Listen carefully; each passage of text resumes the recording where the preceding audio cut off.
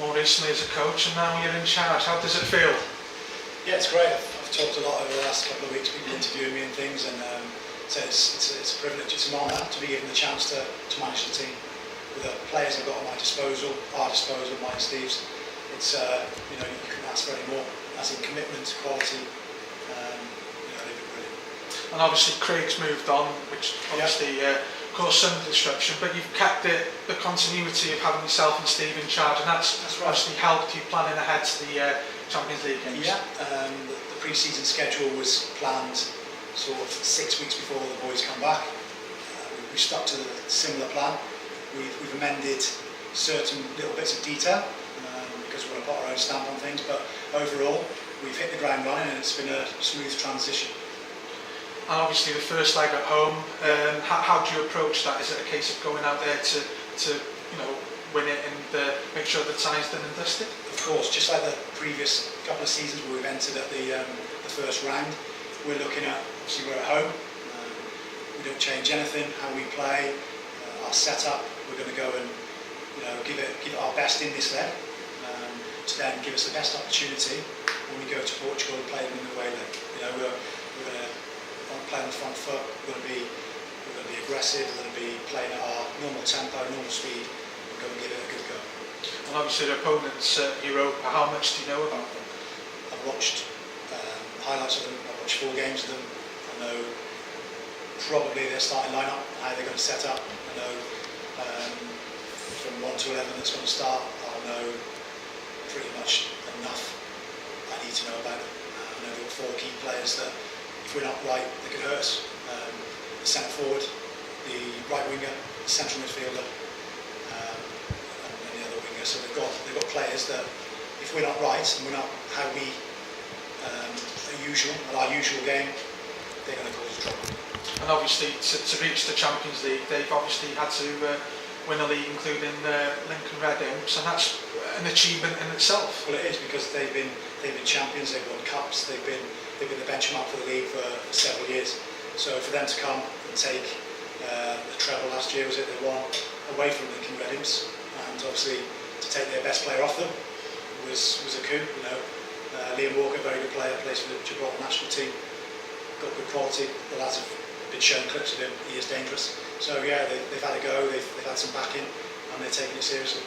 But you've got a squad who've got their own European pedigree as well, plus having the players you brought in. Of course we have. We've got lads now with 20, 30 games in Europe, lots of experience. Every single year we try to close the gap, whether that be technically, tactically, fitness, whatever you want to call it. We're trying every year to close the gap on our opponents.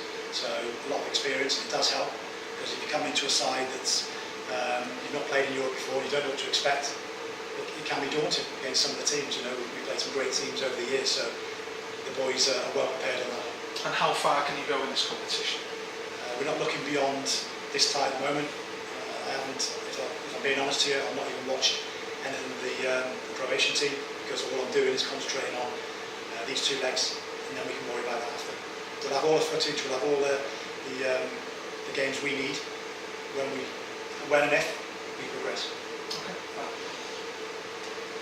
Paul, you're an old hand at this now, but does it ever not get as special as these big games do? No, it's always a special time of the year, the European games. Obviously you have to go through the season, release the bread and butter, but obviously the start of the season is always the special part of playing European. You've obviously not had as big a break as sort of players in your division have had, but does the fact that, I said to Scott on Friday that his first competitive game is the Champions League qualifier, does the fact that you're coming into pretty much the highest competition that you can play, does that focus your mind, does that focus your teammates' mind? I say, I'm an all-rounder now, so it's like I've had 9 years of this, it sort of continues, you know what it's about, and there's a few other players now, 6, 7 years, so you've got a group that know what it's about. And as you say, it's, you don't need to be up for a game like this, it sort of takes care of itself, you know what it's about, and obviously it's nice for new lads who come in to experience it, so I think, as you say, everybody's up for the game. Are you feeling sharp? How have you found pre-season over the last few weeks? Yeah, as I say, it's the same transition year in, year out. got a few good friendlies, you know, Rangers probably being the highlight of the friendlies, and you know, we handled ourselves well in that, I thought, and we looked sharp going forward. Defensively, I thought we were outstanding in that game, so up to now, yeah, everything looks good, and then I say hopefully it takes care of itself now tomorrow. The mentality in the dressing room is it's back to work straight away. You know, the cup final was disappointing. Have you seen any hangover from that, from the lads over the last few weeks? No, it was a difficult season last year with the record, the Wales record thing. That seemed to take a lot out of us. I thought once the build up to that, once we got there, and then obviously we got beaten, and then the season seemed to go away because we were so far ahead. It was really difficult to stay competitive towards the end of the season, and I think that was just that was sort of the final straw, the final. It was disappointing, obviously, but you know, the consistency of the lads over the last 5-6 years has been unbelievable. So the summer break that you've had, do you think it's been more of a help having a mental break from the game rather than, because the physical side, you obviously, you know, as you say, you're used to year-round football, so physically you know how to handle it. So do you think the lads have had a mental break from the game? I think so. Yeah, that's what you need. That's what I think it is more than anything, a mental break from it sometimes, because, like you say, to keep that consistency. First thing 6 years, wasn't it? You know, that consistency is so difficult. So like the mental side of it, I think as well, it's nice to just get 3 weeks away, refresh yourself, and then back to work. And as you say, this will take care of itself tomorrow with getting up for the European games.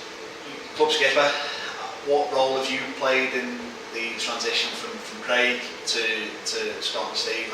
Have you been a bit more of a liaison between the players, or is it just been business as usual for you? Yeah, it's just business as usual. Scott and they were there when I first come here like 9-10 years ago, so it's easy for me. You know, I've known Scott for a long time now, played alongside him. He's been a coach here now for a few years, so it's been easy that side of things.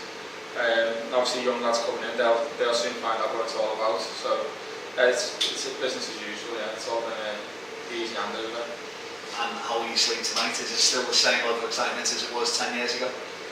Excitement-wise, yeah, but I sleep fine before the game.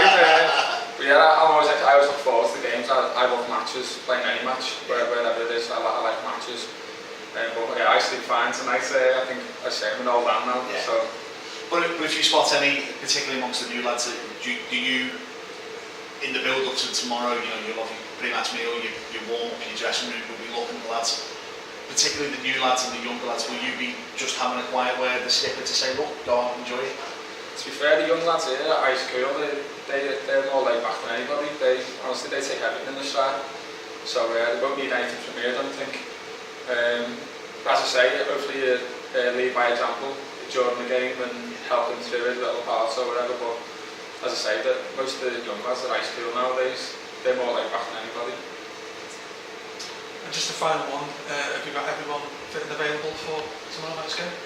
We've got a couple of injuries. One sustained in training 7 to 10 days ago now.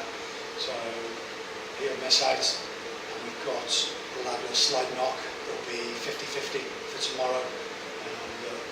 Got an injury in the Rangers game. So really only one out of the 23 is going to miss out. Who's that then? Chris Marriott.